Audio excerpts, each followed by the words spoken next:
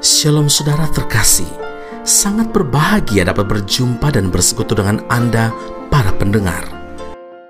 Yakobus 1 ayat 14, tetapi tiap-tiap orang dicobai oleh keinginannya sendiri, karena ia diseret dan dipikat olehnya. Saudaraku yang terkasih, ada ungkapan yang berkata, kualitas seseorang ditentukan oleh apa yang menjadi pemikiran orang tersebut. Pikiran akan menentukan sikap dan perbuatan seseorang, saudara. Sikap dan perbuatan akan menentukan karakter orang tersebut, dan karakter akan menentukan masa depannya tentunya.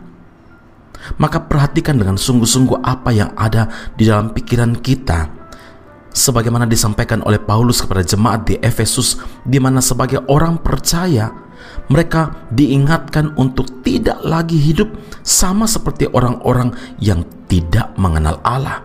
Efesus 4 ayat 17, Paulus berkata, sebab itu kukatakan dan kutegaskan ini kepadamu di dalam Tuhan, jangan hidup lagi sama seperti orang yang tidak mengenal Allah dengan pikirannya yang sia-sia.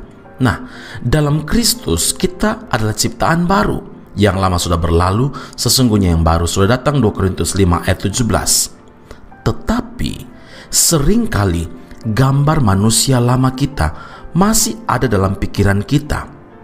Pikiran lama haruslah terus-menerus dihapuskan dan digantikan dengan pikiran-pikiran yang baru, saudara, supaya kita tidak jatuh bangun dalam dosa yang sama. Sebab semua dosa percabulan, kenajisan, hawa nafsu, nafsu jahat, keserakahan dimulai dari hati.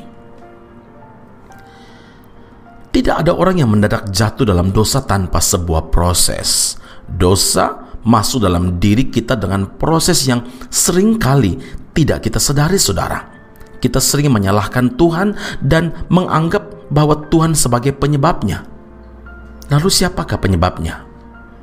Iblis. Ya, iblis adalah pemicu yang selalu menjadi penggoda bagi kita. Sedangkan penyebab dari dosa, ya, keinginan-keinginan kita sendiri.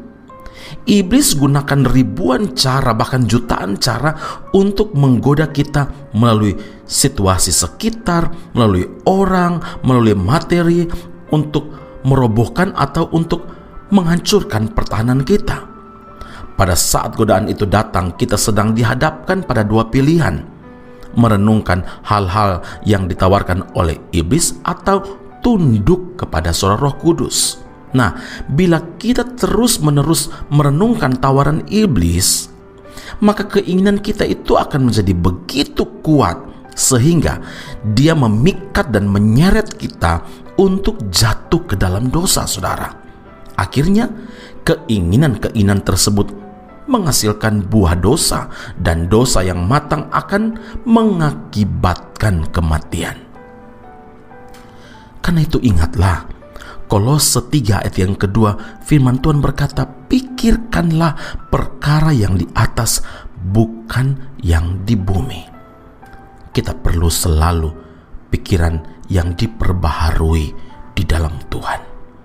Mulailah dari kehidupan kita yang dekat dengan Tuhan, supaya kita selalu tunduk kepada suara Roh Kudus, bukan tawaran iblis dan keinginan-keinginan daging yang menyesatkan hidup kita.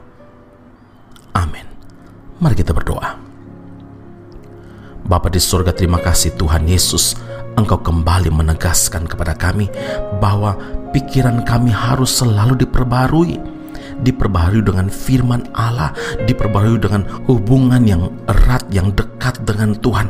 Firman-Mu menyatakan bahwa kami ini adalah ciptaan yang baru di dalam Kristus, dan kami perlu mengingat bahwa gambar manusia lama kami sudah kami tanggalkan di dalam nama Yesus Kristus, dan kami harus hidup dengan mengenakan manusia baru, hidup yang dipulihkan, hidup yang tunduk kepada firman Allah, tunduk kepada suara Roh Kudus, bukan sebaliknya. Biarlah itu semua dimulai dari pikiran-pikiran kami yang kudus, pikiran-pikiran yang berkenan dan memuliakan Tuhan, dan bukan sebaliknya. Kami mau Tuhan, Engkau saat ini menjamah dan menguasai seluruh eksistensi hidup kami, supaya kami tidak sesat dan mudah dijatuhkan oleh iblis. Ampuni kami Tuhan Yesus, dan kami memberi seluruh keberadaan hidup kami di dalam tangan Tuhan Allah, Tuhan dan Juru Selamat kami. Kami berdoa dan mengucap syukur kepada Bapa di surga. Haleluya. Amin.